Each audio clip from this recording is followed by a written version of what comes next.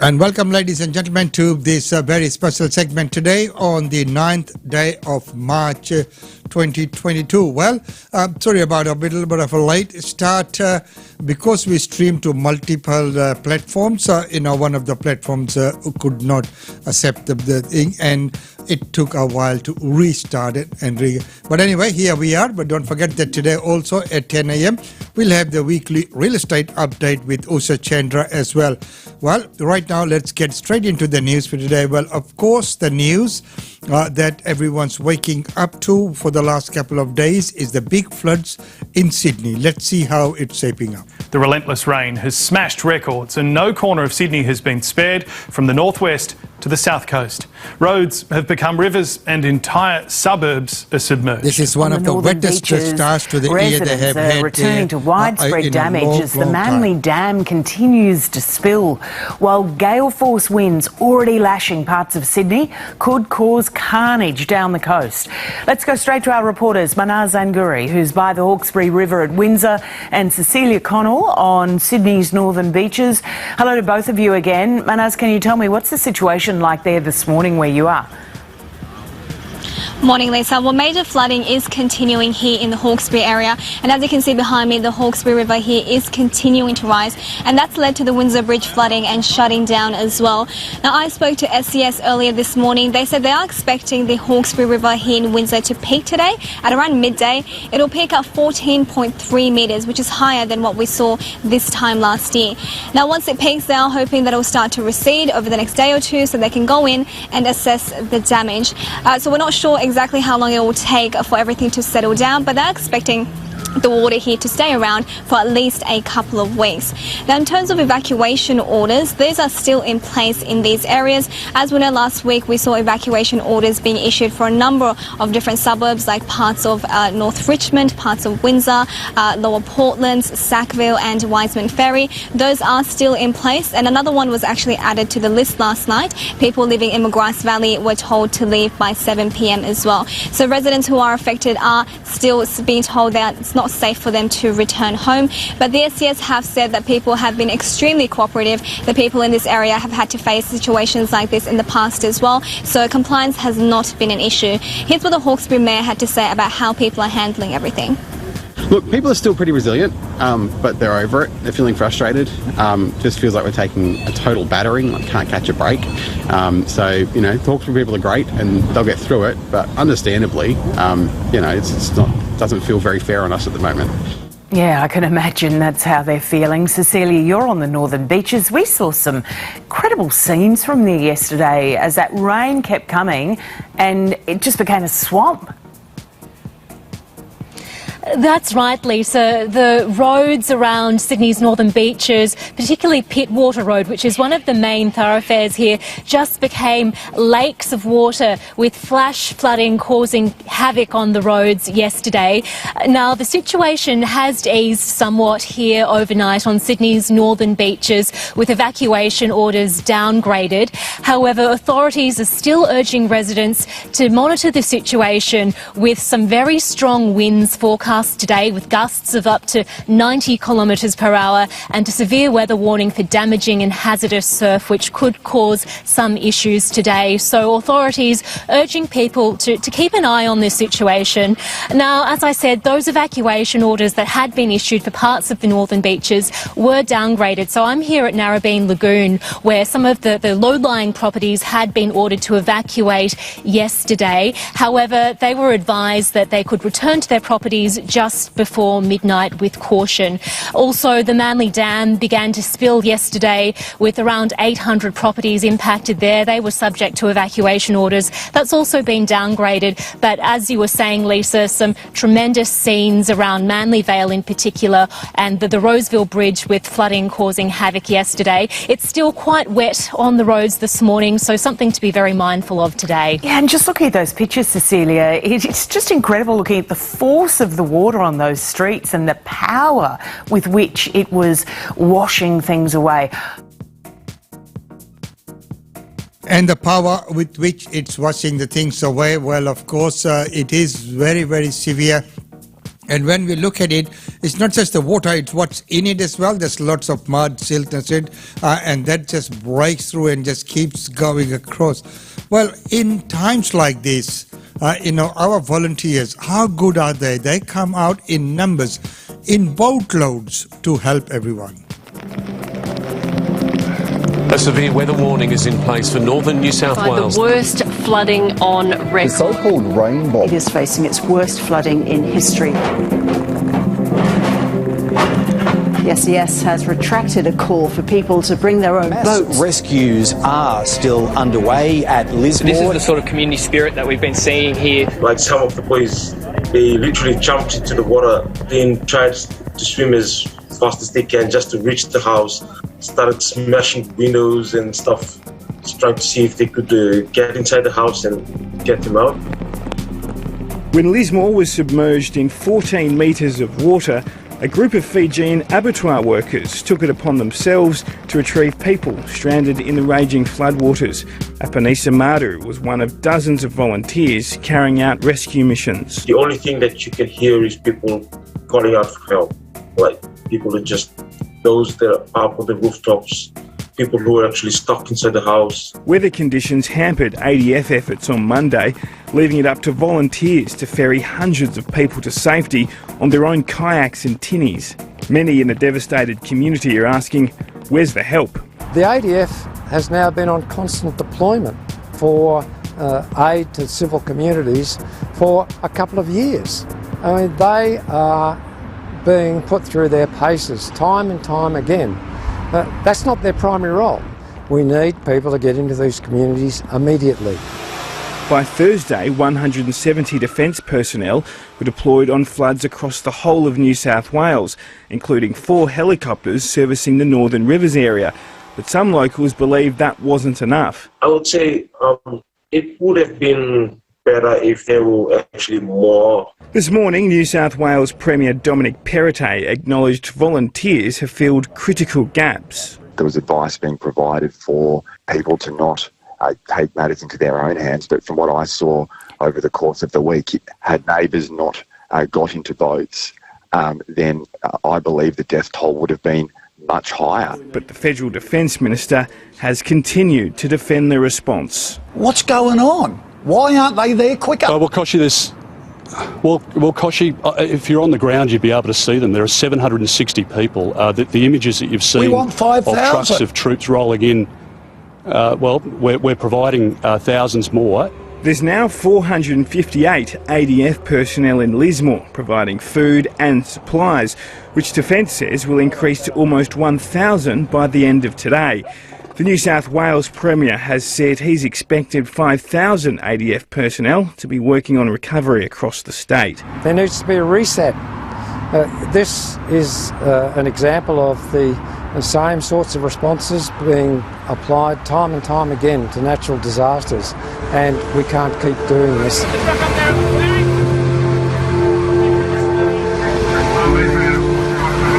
Just over 2 years ago, the east coast of Australia was in the grips of another natural catastrophe, the Black Summer. There would be all sorts of people who have lived through disasters like this who would be getting a return to PTSD episodes, because you keep asking yourself, why? Ex-Lismore resident Jan Gilbert lost her home in the Malakuta bushfires, where the Navy was called in to evacuate people to safety. She says there's similarities between the two events. And I think it's really frustrating for anyone who has lived through one of those events to see the same thing playing out again. It might be a different scenario. It's not fire, it's flood. But it's the same loss, it's the same lack of support, it's the same lack of mitigation. After the bushfires, a royal commission was called. It made 80 recommendations, with over 50 involving the Commonwealth. It included creating a Central National Agency for Recovery and Resilience, or the NRRA, which the Prime Minister announced last year. Our federation means we work together on these tasks. And so national coordination and leadership is crucial. We must be consistent in the way we respond and operate regardless of which government agency is involved. But some, including the long-time member for Bega and now federal Liberal candidate Andrew Constance, say more is needed to cut through the red tape. I think what's missing is someone independent of government to cut across bureaucracies and be able to provide that coordination, someone who's given the authority to direct. Last week, the NRRA defended its decision to not include Lismore as a priority area in its round of flood mitigation funding. They are not an immediate response organisation. It's still a bureaucratic organisation. It's managing monies that it hasn't spent, and that money needs to get out, but more needs to go to mitigation. There has to be an immediate response at the local level. With climate scientists warning more disasters will have devastating effects on the country, experts and politicians are calling for greater planning and funding for the next natural disaster. The more money we can invest up front, the less likely we are going to see this human turmoil and suffering, and that's something which we've got to get right. The disasters are becoming much more intense and much more frequent. We don't need scientists to tell us that now. We're seeing it with our own eyes. Jan Gilbert knows it'll be a tough road ahead for victims of this disaster. Do we not? It will be a tough road ahead for the victims of that disaster, and of course it was so wonderful to see our friendly Fijians coming to the rescue, and well, that is just what they do. If they see someone in need, they'll just come out and help. So, you know, they're seasonal fruit workers there, but in a time of need, they're out there helping. So, you know, wonderful, good on you. Well, right now, there's another worrying news. There's so much more that we need to cover, but because we have at 10 o'clock the real estate update with Usha Chandra coming up as well. Right now, we'll go to Victoria, where this new not Chinese, but Japanese virus has emerged and a person has died. Well, the health department has confirmed that this man in his 60s who was from northern Victoria and he died back on February 28. An autopsy has since revealed that the virus was the cause of the death. His identity hasn't been revealed, but the health authorities say they're looking into how exactly he contracted the virus. We do know that it has come and spread through the eastern seaboard in the past few months. Experts say it possibly came into the country through birds migrating. Now, in about 1% of cases, this virus can cause encephalitis, so inflammation of the brain, but most people suffer no to mild symptoms and fully recover. The thought is that this is a mosquito-borne illness, so the people that are most at risk are people who spend a lot of time outdoors, but also those that work or live or spend a lot of time with pigs. So anyone in those situations who has a fever, vomiting, fevers or seizures or anything like that, Lisa, they are urged to seek urgent medical attention. And urgent medical attention is what is needed. The key factor there being the agency. So, you know, when things like that happen and you have any kind of symptoms, the first thing you do is go see your doctor straight away, raise the alarm. Don't just, you know, say, all right, it's okay, it's something that I'll pass through now. Well, right now to that crisis in Ukraine. And one of the news that came through was that the Russians are announcing a ceasefire. В целях безопасной эвакуации мирных граждан из населенных пунктов сегодня с 10 часов московского времени вводится режим тишины и открываются гуманитарные коридоры из Киева, Чернигова, Сум, Харькова и Мариуполя. Группировка войск Луганской Народной Республики, продолжая наступательные действия, взяла под контроль населенные пункты Барсонина, Кременная, Песчаная, Варваровка, Пшеничная, Епифановка, Новодружеск и Белогоровка. Продвижение составило 9 километров. Подразделения Народной милиции Донецкой Народной Республики установили контроль над кварталом Ос-Авиахим в Мариуполе. So with the ceasefire announced, what's going to happen and what has the response been so far?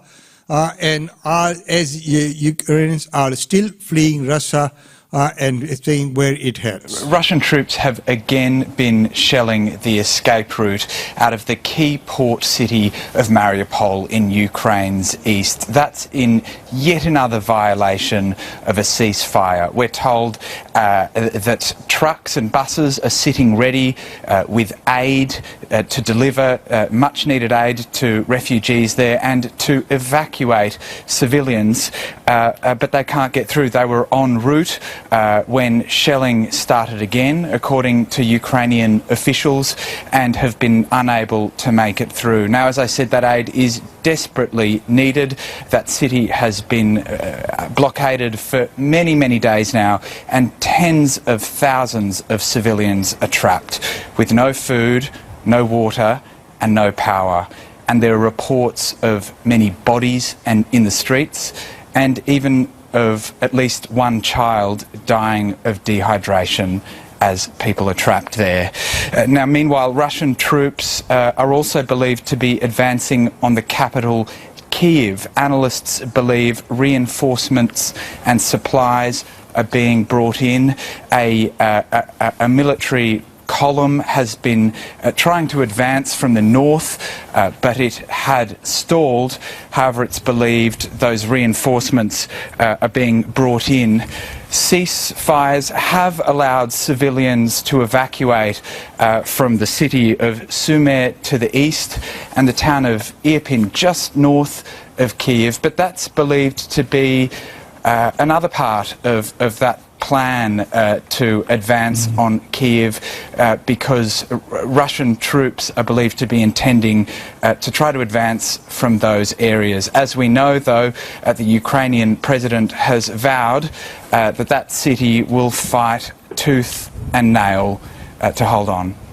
Nick, to you in London, as Sean just mentioned, the Ukrainian president has been vowing to fight on, and the UK Parliament has been hearing what he has to say. What was the main thrust of his address? What was he hoping to achieve? Good morning, James. Well, yeah, this was an historic address. It was the first time that a foreign president has addressed the main chamber of the House of Commons, and he was doing this via video link, of course, from Kyiv, but when Volodymyr Zelensky appeared on screen, he got a standing ovation from the MPs that were gathered. He used this opportunity, for a start, to thank Britain for its efforts so far, to personally thank Boris Johnson, but he again pleaded for more sanctions to be applied against Russia and for more help from Britain and the West to secure his country's skies against Russian attacks. It's fair to say Volodymyr Zelensky was certainly aware of his audience, and he certainly he sort of channeled Winston Churchill on a number of occasions, actually, and that famous speech that he gave, he said that he declared that, Ukrainian soldiers would be fighting Russians in the forests and in the fields and on the shores and in the streets. And he said that his citizens had shown themselves to be heroes, thousands of them, he said, in the way that they had already managed to repel Russian forces. And he likened his own country's struggle to the battle that Britain fought against Hitler's forces in World War II. We don't want to lose what we have, what is ours, our country, Ukraine, just the same as you didn't want to lose your country when Nazis started to fight and you had to fight for Britain. That's the Ukrainian President Volodymyr Zelensky there, and Nick Dole in London. To you now, Jade, in DC, just how significant is this announcement we're hearing this morning by Joe Biden? Well, up until now, James, the US had avoided targeting Russia's energy sector as part of these waves of sanctions that have been imposed in response to the invasion of Ukraine. But Joe Biden has been facing bipartisan political pressure at home to go further. And so today he has announced that he is banning all Russian oil imports in a move that he says will deliver another blow to the Russian economy. Now, the amount of oil, Russian oil imported by the US is relatively small compared to a number of European nations, so this won't have the same impact as if, for example, the EU introduced an immediate ban. But the president is warning that this is likely to drive up oil prices further, and this is where it gets tricky politically for Joe Biden. Prices have already been rising in response to the war in Ukraine, and Americans are already grappling with historically high inflation. So this is how he addressed that issue when he made that announcement this morning. The decision today is not without cost here at home. Putin's war is already hurting American families at the gas pump. Since Putin began his military buildup on Ukrainian borders, just since then, the price of the gas at the pump in America went up 75 cents. And with this action, it's going to go up further. I'm going to do everything I can to minimize Putin's price hike here at home. Now, this announcement comes as energy giant Shell announces that it is going to stop buying Russian oil and natural gas. The UK has also revealed that it will phase out Russian oil imports by the end of this year.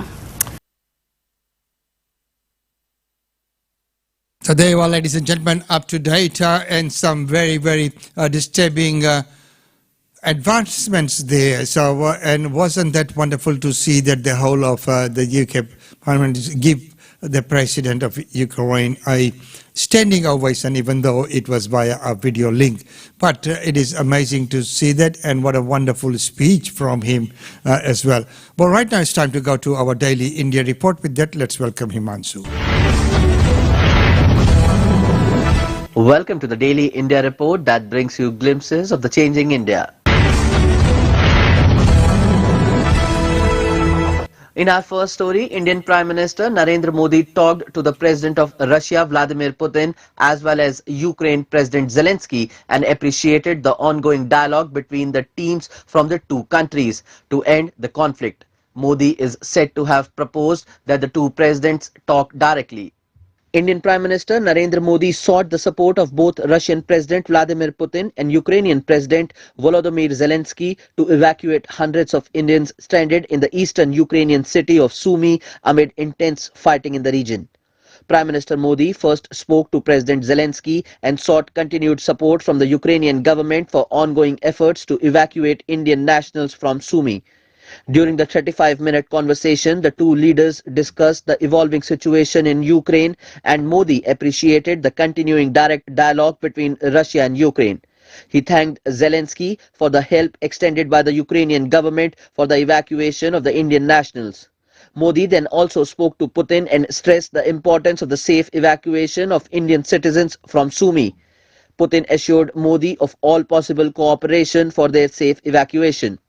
Notably, the phone call between Modi and Putin lasted around 50 minutes, during which the two leaders discussed the evolving situation in Ukraine. Indian officials said that Putin also briefed Modi on negotiations between the Ukrainian and Russian teams. Modi urged Putin to hold direct talks with Zelensky. In addition to the ongoing negotiations between their teams, he also appreciated the announcement of a ceasefire and the establishment of humanitarian corridors in parts of Ukraine, including Sumy. India called for an immediate end to the violence and a return to the path of diplomacy and negotiation.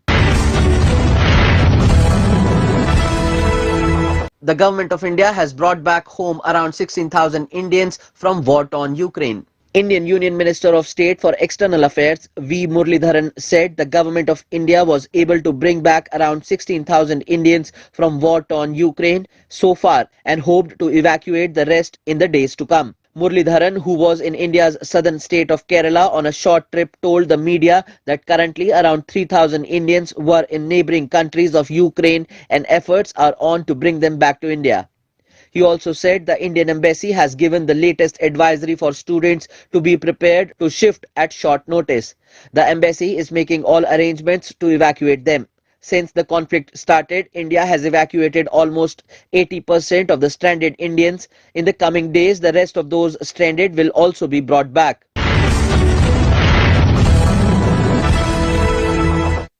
On the occasion of International Women's Day, India's premier innovator in female hygiene sector, Aakar Innovations, signed an MOU with IICT to conduct R&D on indigenous materials for making absorbent core for hygiene products for women. Also, at the event in Delhi, Aakar gave away 20,000 packets of patented, certified 100% compositable Anandi Eco Plus pads to 6,000 girl students of the New Delhi Municipal Council and to underprivileged women and girls of Delhi. India's Minister of State for External Affairs and Culture, Meenakshi Lekhi, graced the occasion and called for a total ban on pads that contain harmful chemicals and plastics. March 8th every year is celebrated as International Women's Day. The main aim of this day is to acknowledge the achievements made by women and the commitment made by society and government to uplift the cause of women and empower them. India is a strong and historic example of a country that has worshipped women as goddesses and elevated women to the highest positions in work, government and society. Several challenges faced by women are being dealt with strongly and swiftly.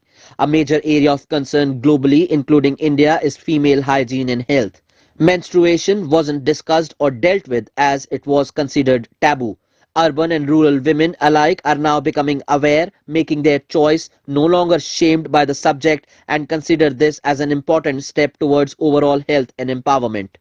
Aakaar Innovations and Aakaar Social Ventures as a group has taken the lead in delivering perhaps the first of its kind 100% compostable sanitary napkin that is made from nature and goes back to it.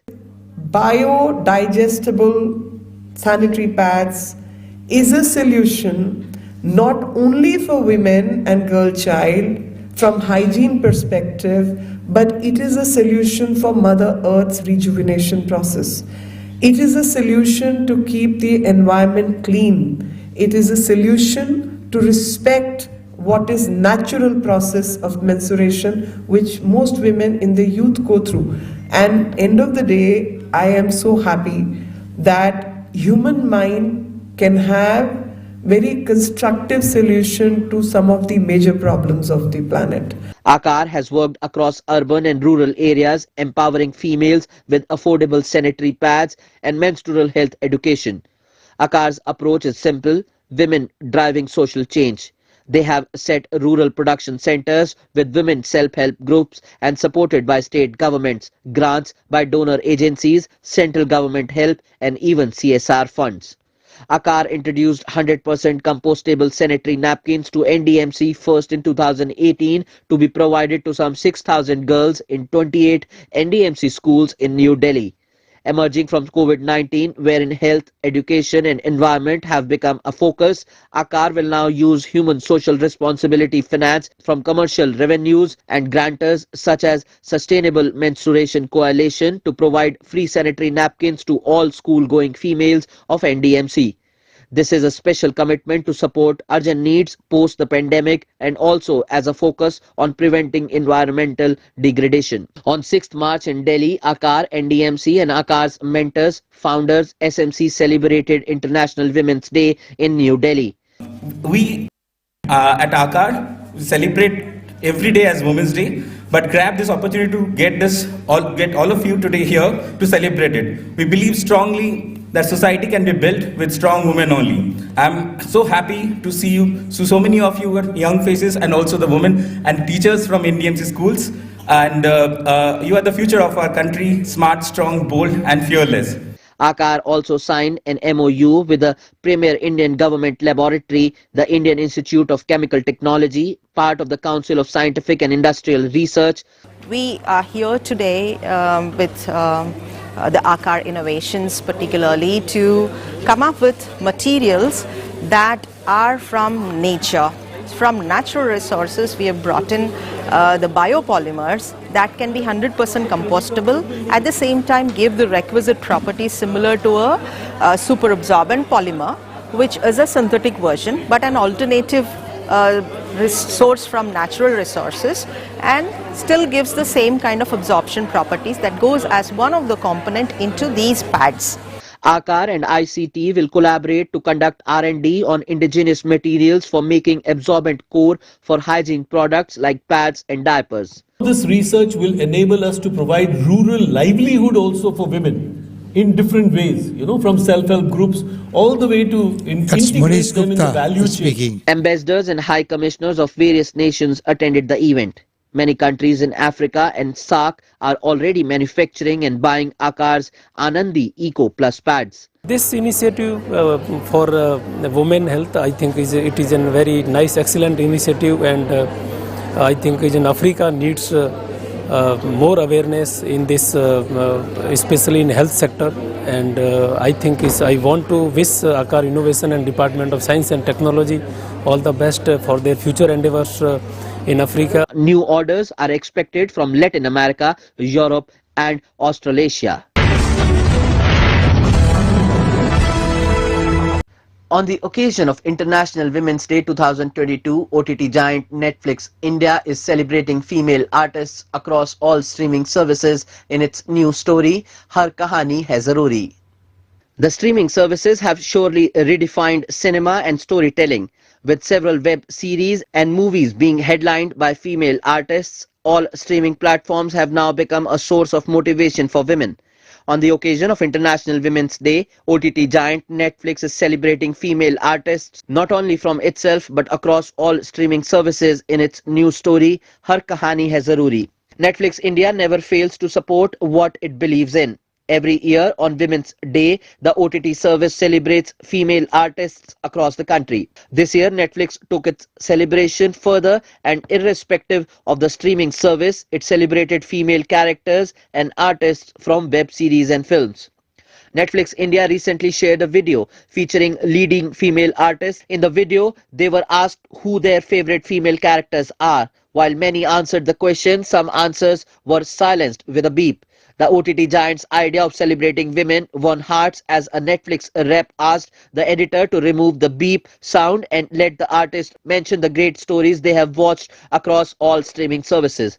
Sharing their International Women's Day 2022 photo shoot, Netflix India penned how women are now not the part of the story but the story. They wrote, the era of streaming services has pushed out the formula in which women were used only as pieces of the puzzle to drive the narrative of the male lead. Today, women are no longer just a part of the story, but are the story. Diverse stories about women from across classes and identities must be told louder and more frequently. But with the democratization of content creation and the rise in the number of platforms, it's safe to say the future of storytelling looks so much brighter. Concluding the story, Netflix India wrote, here's to celebrate every story that deserves to be told. May they continue to find screens to play at and fans to play for, because irrespective of the platform, Har Kahani Hai Zaruri, Har Kahani Hai Zaruri. That's all for this bulletin of Daily India Report.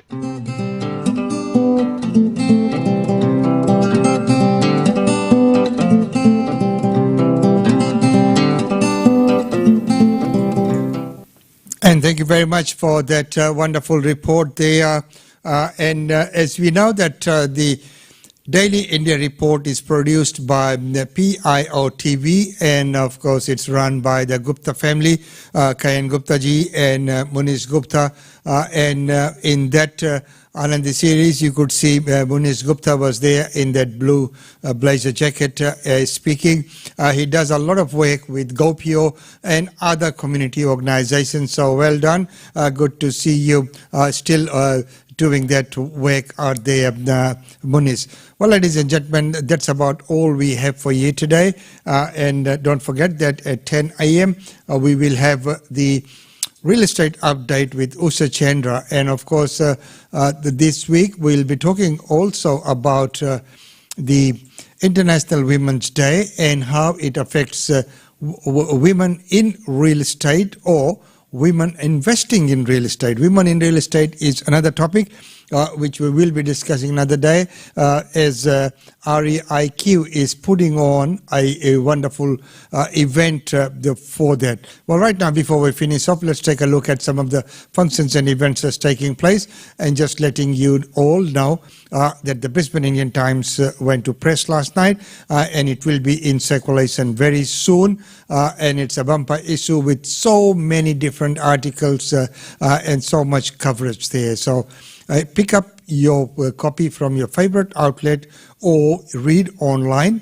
And if you have any difficulties getting a hard copy, if you so wish, please do contact us.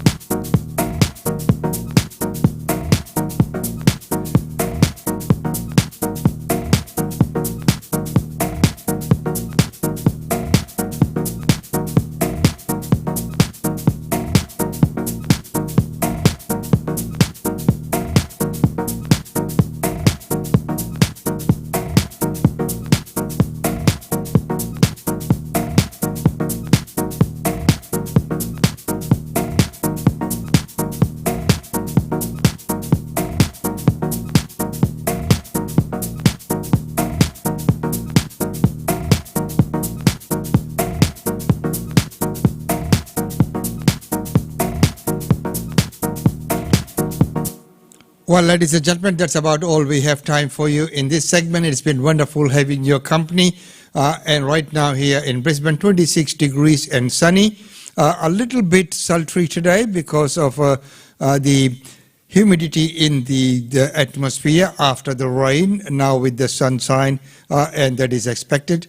And we'll catch you all at the next segment, which will be the weekly real estate update with Usha Chandra of GlobeNet Realty. Until then, it's goodbye from me.